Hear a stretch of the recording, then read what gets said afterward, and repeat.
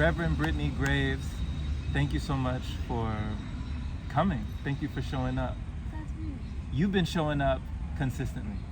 You know, you've been showing up not only for me, but for yourself, you know, for your own health, for things that I've watched you in these spaces and in these places with different faces. Like, you've brought people together and you've allowed them to feel the power of sound healing. You've allowed them to nourish themselves in new ways and also surrender and let go of the things that we hold on to, you know. In that ceremony that I did with you, you really ushered us through just a wonderful experience of everything that we put in the bowl. I mean, I remember what I put in the bowl, my intentions, you know, and I feel like that's already been taking place, you know, since that ceremony. Even though I was playing the flute with you, I still felt the energy, you know, from the bowls, but also from the collective gathering and the synergy of everyone there. So I just love to hear just more about how did you get started on this path?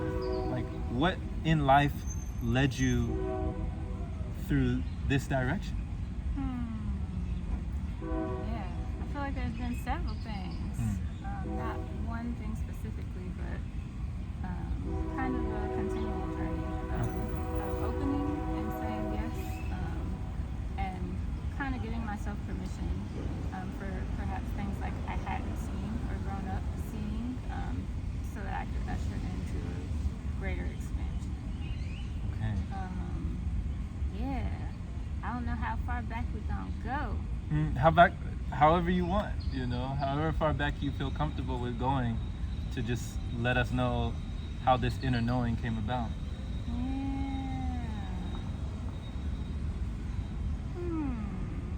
Where do you feel like the seed was planted and things started to originate and, you know, flourish and blossom and bloom in this way that we see you here today?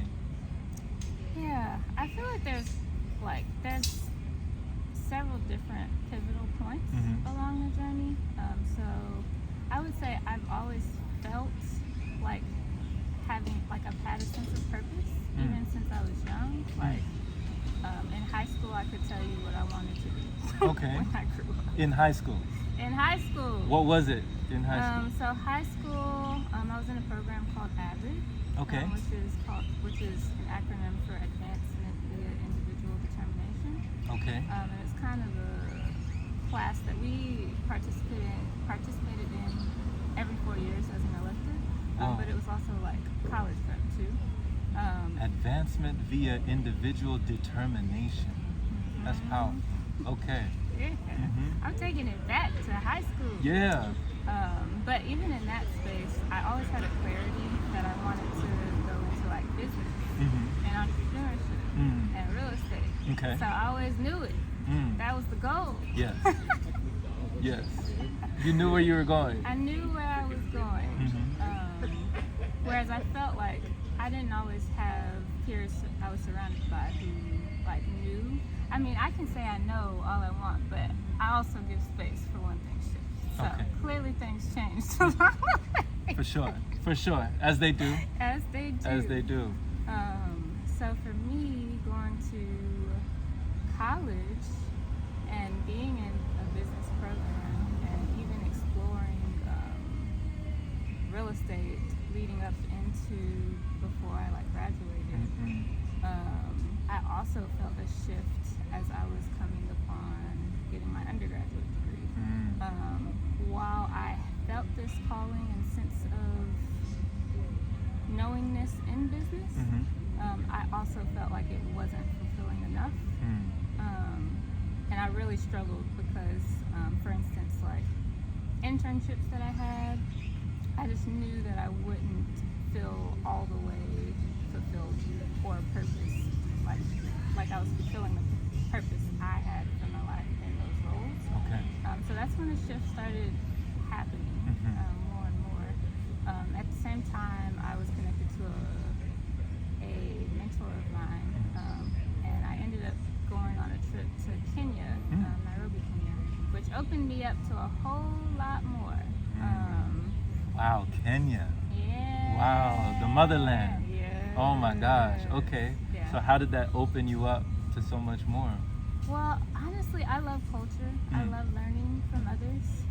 I love being with people. And for me, it opened up just seeing how people were connected to God in a way that I didn't experience it in America. Okay. So it was just an expansion of how people worship. It was just beautiful, and it felt like home. Okay. So can you give an example of like how did they worship that was very different from what you were used to? I would say just very embodied for one, very connected, even movement based. I would say the song just felt really clear.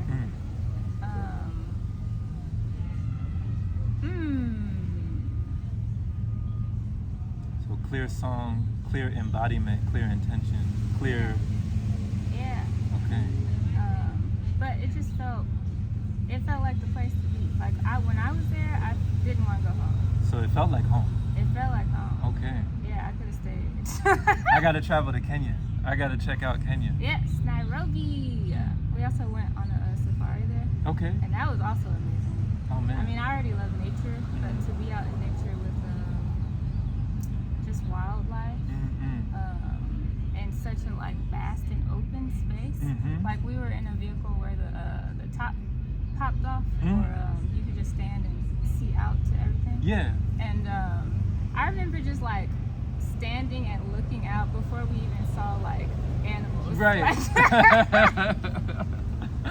Oh man, like you were on your own safari. Like you just stood up just before you even got there. You were already. The sea. Yeah, so that trip really did a lot for me. Okay.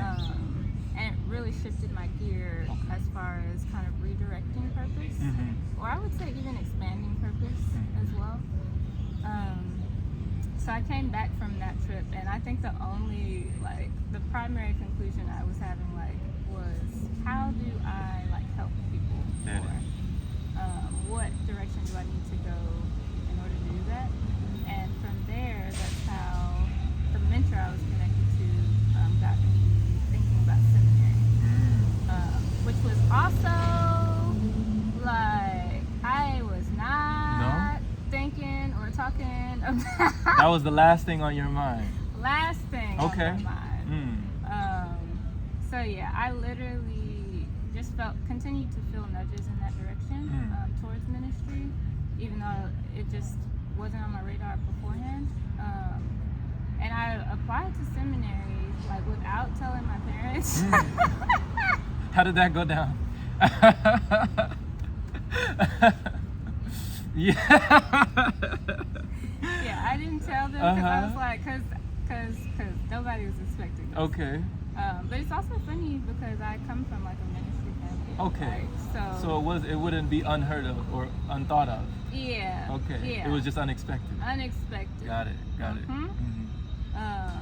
So I applied, and at some point I was like, okay, I'm either gonna get accepted or denied, so I should probably, let them know. And I did. Nice. And it really was a journey. I think for my parents initially to also gain that sense of what is this doing? Yeah. Do they still feel like that now, or have they let that go? So I will say I did an internship, I want to say after my first year in seminary in the DC area. Okay. And I preached my first sermon there. Beautiful. And both of them came to support me. And then when they heard me preach, they were like, oh, okay. They got it. I got it. Okay. She said, they got it. Yeah. They got it. So I would say my mom, she still supports me in all I do. Beautiful. I'll say the same about my dad, even though he is recently transitioned and passed. Okay.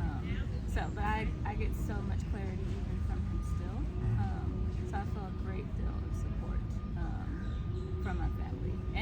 And on top of that, I feel like my parents have put me in position to really hone in and pay homage to expansion. Yes. Because I believe that both of them kind of took their own route as well. So the permission they gave themselves gave me greater sense of permission to continue to expand also. Nice. Nice. So yeah, it's been beautiful.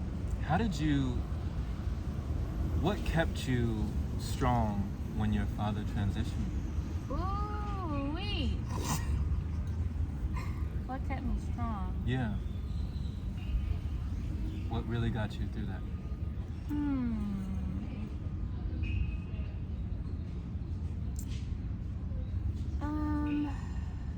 I would say a inner sense of connectedness and connection to him.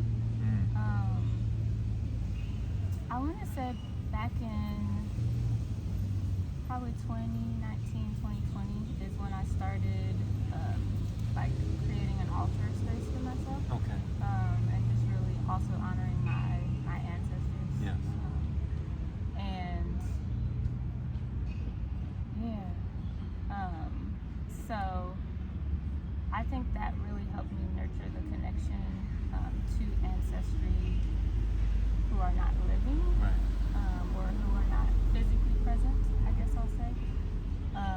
So when my dad did transition, I feel like I was already cultivating that space. And I've always just had a very energetic connection with my dad that kind of honestly feels unexplainable. So I started doing Reiki back in probably 2022. Okay. Maybe? That sounds right. What is time? Right. So when I first started Reiki, and I would do Reiki on myself, I would also send Reiki to my dad. Okay. Just to like increase his vitality and his like well-being.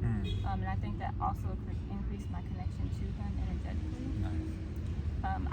I have always said that I believe my dad is psychic without him necessarily using that knowledge or using that language.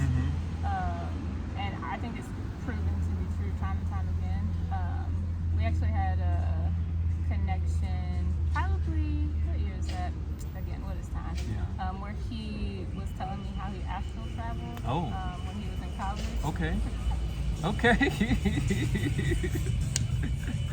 Yeah. And it's always been an experience like he, I think, always was trying to make sense of and also trying to go back to in a way. Okay, I see what you mean now. Okay. And so he would always tell me about the experiences he's had, especially in that space. Like, for instance, he had a brother who transitioned and passed really early on when he was in college. I want to say he was a couple years older than him, like 20s. He transitioned and passed. Him and his wife and their daughter passed in a car accident.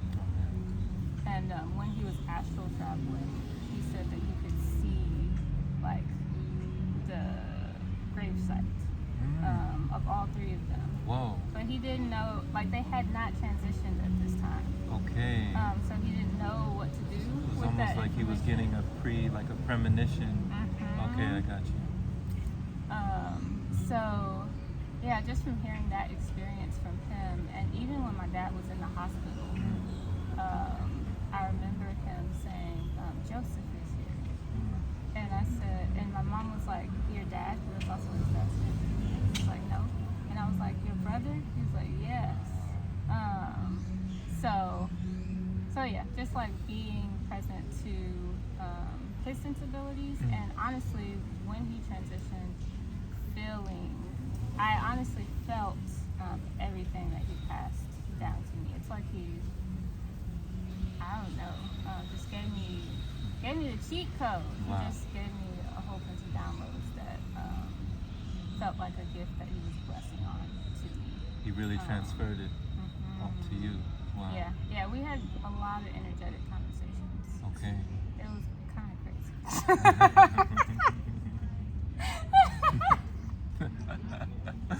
So you carry that now. You Yeah. carry that with you. You carry him with you. every day. Okay. Mm-hmm. Beautiful. Yeah, yeah. So I think that has strengthened me a lot to just have that connection to him. It's it makes me speechless because it's truly a gift. Yeah. I will say like a lot of my friends and one in particular will say the veil for me between the seen and the unseen is just like it's barely there. Okay. Like so I Okay. yeah. Yeah. Yeah.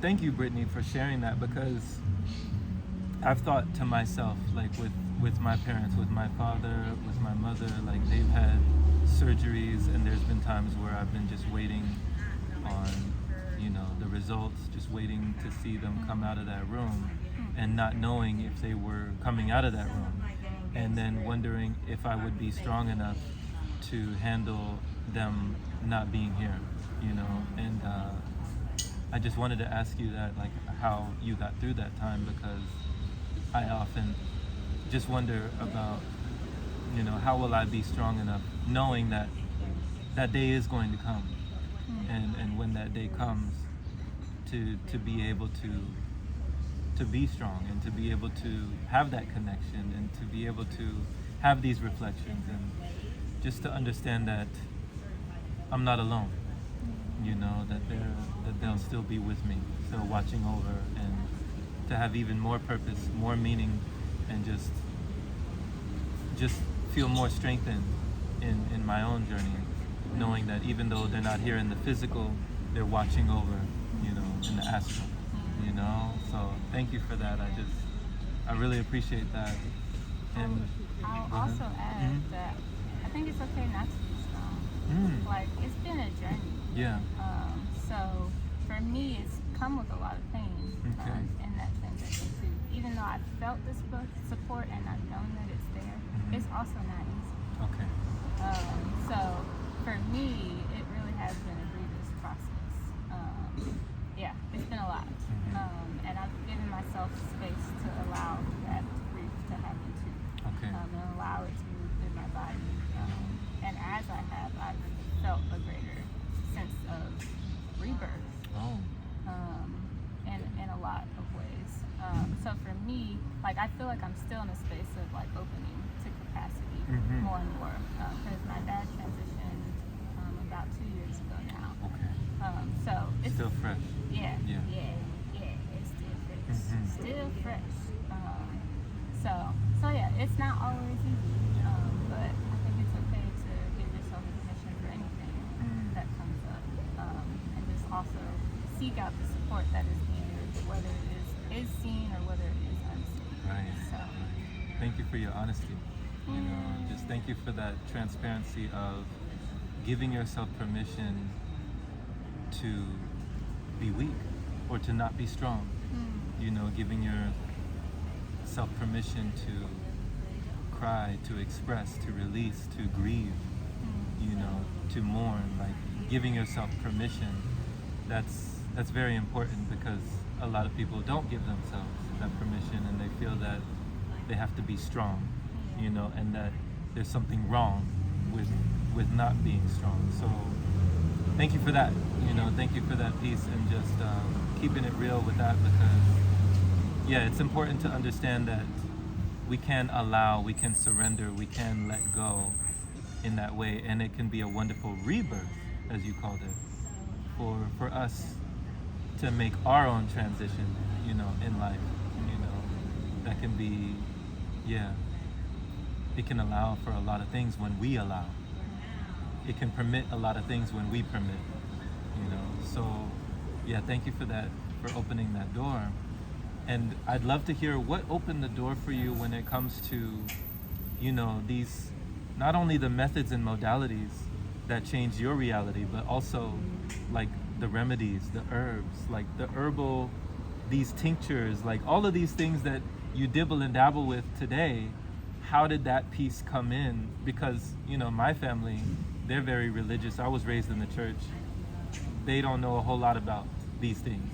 You know, when it comes to what people would call spirituality, when it comes to, you know, meditation or forms of raising vibration, like that was all considered very secular, very over there, even demonic. You know, like that was considered very, very left field. So how have you come into the awareness of like herbals, you know, herbal remedies and herbalism? Yeah. Oh, this actually goes back to my dad again. Okay. So my dad, he has, I'm also like running more of his business now, a quality lawn service business, like all of my life. That's what he did. So he basically grew up on a farm. Okay. Grew up on the land, like with cows, chickens, like a bunch of dogs and a wolf that joined the pack. Okay. All of it. All of it.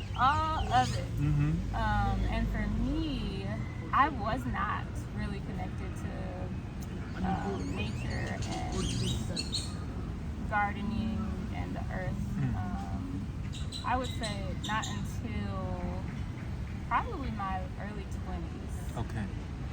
And for me, it was just a really big part of my healing journey. Just like being connected to something outside of myself that I could nurture. And by seeing that I was nurturing it, recognizing how much I can nurture myself as well. So for me, it all started when my dad had brought home these aloe vera plants. And I have no idea why. I just decided to take care of these plants. Okay. Like, I was like, okay, we got some aloe, let's do it. I'm a plant mama now. Yeah, exactly. Yeah.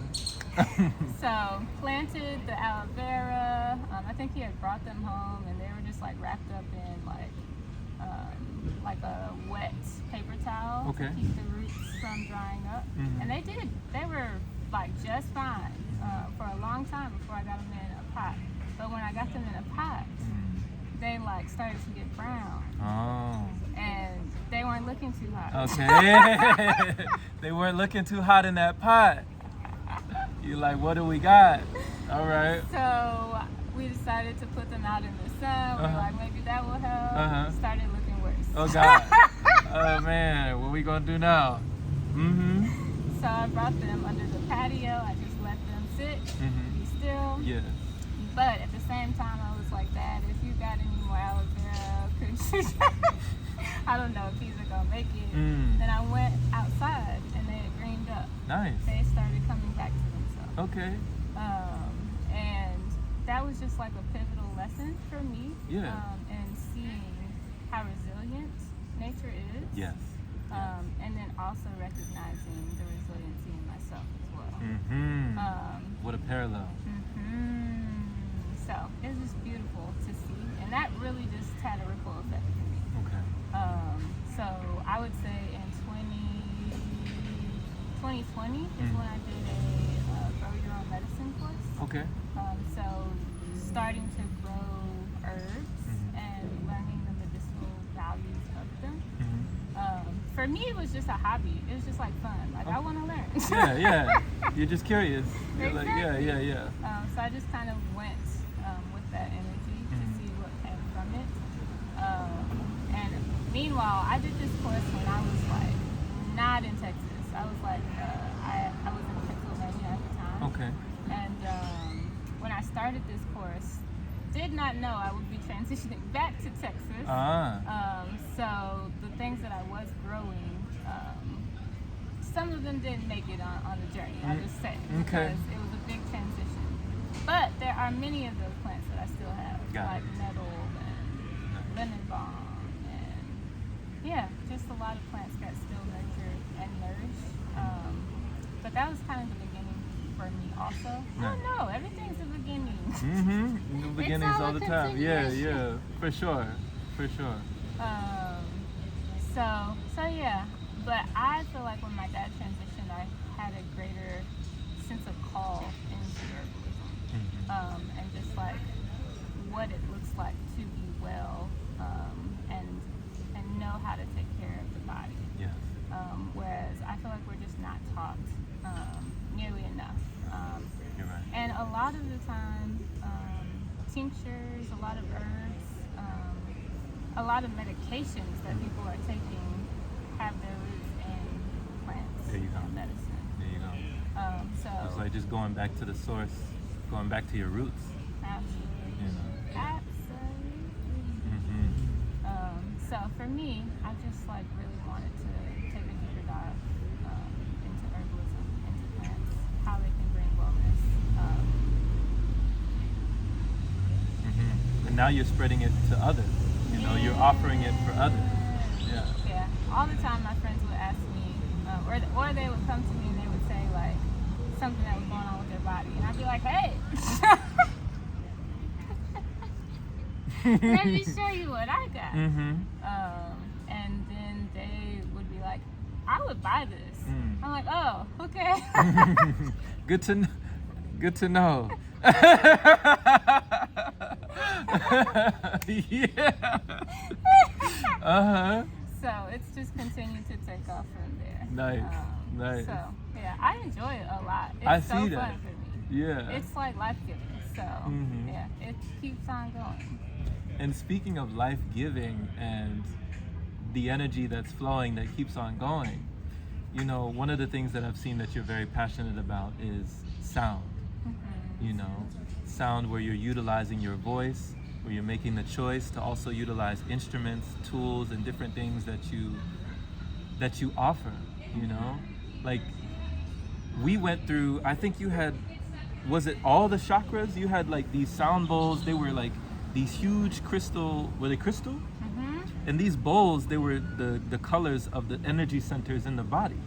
And so you were. Look at you noticed. How could I not notice? We played right next to each other.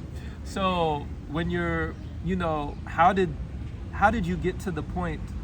What led you through the trajectory of now offering sound bowl healing ceremonies for people that are giving them such a journey and such an experience through the healing of sound vibration? Yeah, I feel like it also goes back to thinking about the church, for one. I feel like we often separate what we see as secular or what we see as like not religious, not quite what we were taught and grew up with. But I would say even in the church, and especially the Black church, music is so energetic. It's so embodied. And I think we don't always make the connection that those are such similar vibrations. So I believe if we open up to that and give ourselves permission, we can see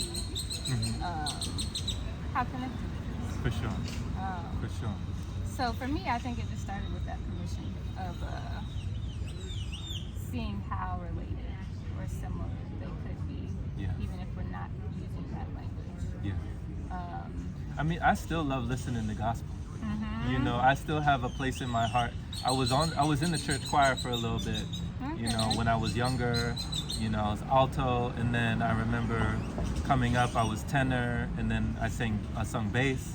So, I mean, coming up in the choir, singing with other voices, and just, you know, exalting and just, you know, anointing, and just feeling like that energy was just raising through the whole room. You know, it really penetrates, it really permeates, it really allows people to unleash and to let go, and they call it catching the Holy Ghost or the Holy Spirit, and you let people hear it, and then everyone draws near it, like everyone comes in and just everybody's just, you know, the whole congregation feels the vibration. So I really enjoyed those times, and I reflect on that if I'm ever listening to Fred Hammond or I think Marvin Sapp or even Kirk Franklin. I had different phases that I would go through listening to different gospel artists, and just that feeling of gratitude and that feeling of, you know, even if it's been a long time since I've been in a church, that feeling remains, you know,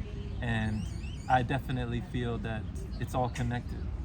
You know, we are doing sound healing, we are doing energy work, you know, so I like what you say, Brittany, about not having that division, not having separation, you know, with that divine communication. Absolutely. For sure. Absolutely. Yeah. Yep. Yeah, no, it really is all connected. Yeah. I think it's just all a matter of giving ourselves space Yeah. and openness. Not all of us are going to get there, but I think if we're able to tap into what is nurturing for ourselves, even if it's someone who's not ever going to accept or embrace sound healing in the way of crystal bowls, Right. If they're able to open up enough. Just enough. Yes, so what is needed to receive. I think the divine works in all kinds of ways. I agree. I agree.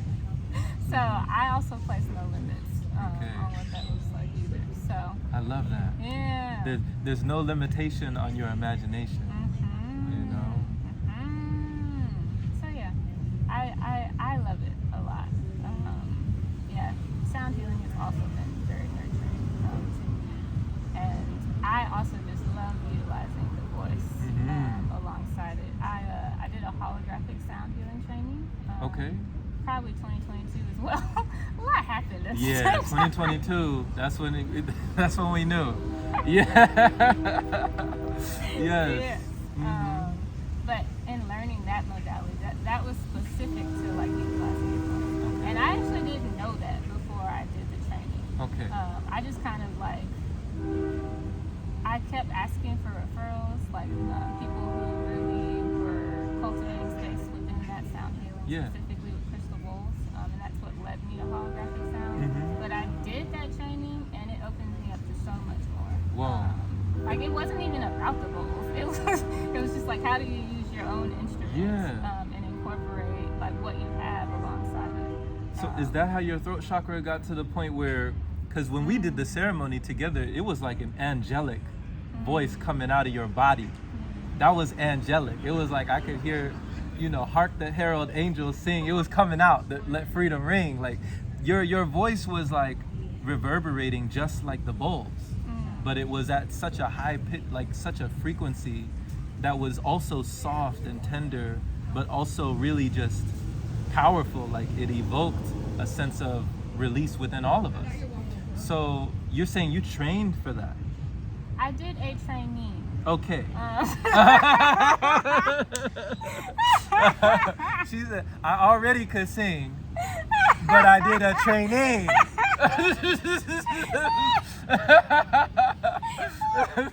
Got you. Yeah. Got you.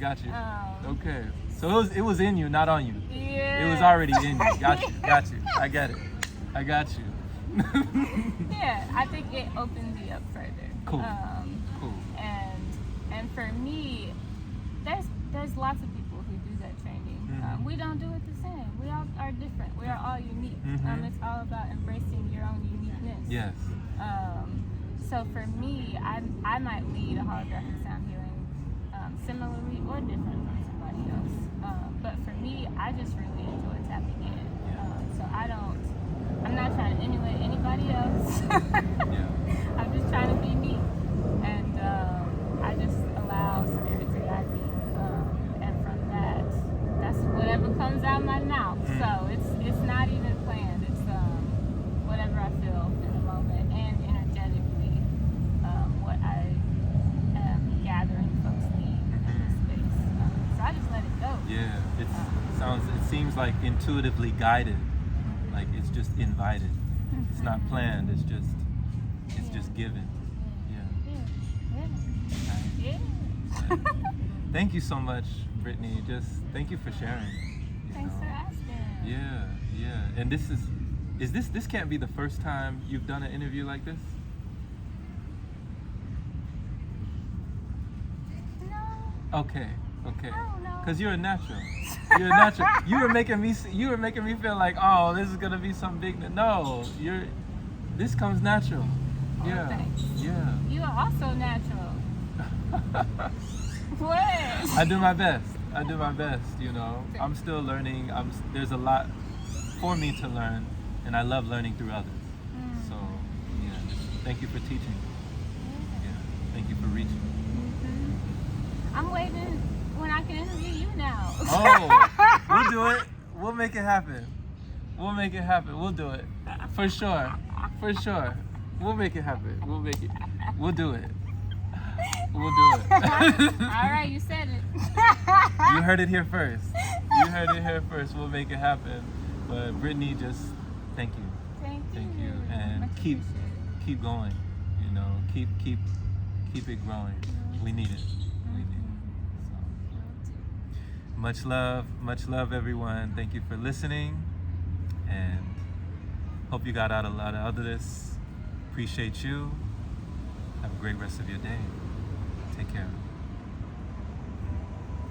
Oh, before we go, do you have a place where people might purchase anything, or do you have any offerings or services that you have any websites or any place for people to get anything like that? These are great questions. Okay.